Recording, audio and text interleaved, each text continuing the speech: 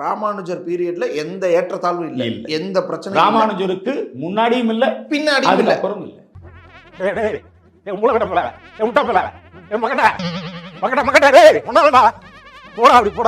எப்ப கிறிஸ்தவம் வந்தானோ அப்போ அரசு வேலையில இவனுக்கு சலுகை, மதம் மாறினா சலுகை, இந்த ஜாதிக்கு சலுகை, இந்த ஜாதி மோசம் அந்த ஜாதி உயர்ந்ததுன்னு என்ன பேசுறது கிறிஸ்தவம். எனக்கு ஓல்டுமே ஒரு கிறுக்கு கூதிங்க, அவனுக்கு எதுவுமே தெரியாது, சரியான மலுமட்ட தாய். இந்த கிரிஞ்சுனாலே என்னன்னு தெரியாது அவனுக்கு, கிரிஞ்சுன்னு என்னன்னே தெரியாம கிரிஞ்சு பண்ணிட்டு இருப்பான். என்ன சந்தேகம்னா, ஒரு 5-6 நூற்றாண்டுக்கு பிறகு ஆங்கிலேயர்கள் வந்து அவங்க இங்க கிறிஸ்துவத்தை அதுக்கப்புறம் ஒரு 2 நூற்றாண்டு இங்க செட்டில் ஆகி எல்லாம் வலுவாகி கிறிஸ்துவத்தை வலுப்படுத்தி அப்புறம் சாதியை உருவாக்குவாங்க. அதாவது ஒரு 7-8 நூற்றாண்டுக்கு அப்புறம் உருவாக்குவாங்க. 8 நூற்றாண்டுக்கு முன்னாடியே ராமானுஜர் வந்து எல்லாரும் பிரச்சாரம் பண்ணிட்டு இருக்காரு. நீங்க ஒரு தத்தியா இருக்கீங்கன்னு நினைச்சோம், ஆனா இப்படி ஒரு புத்திசாலியா இருப்பீங்கன்னு நினைச்சே பார்க்கல.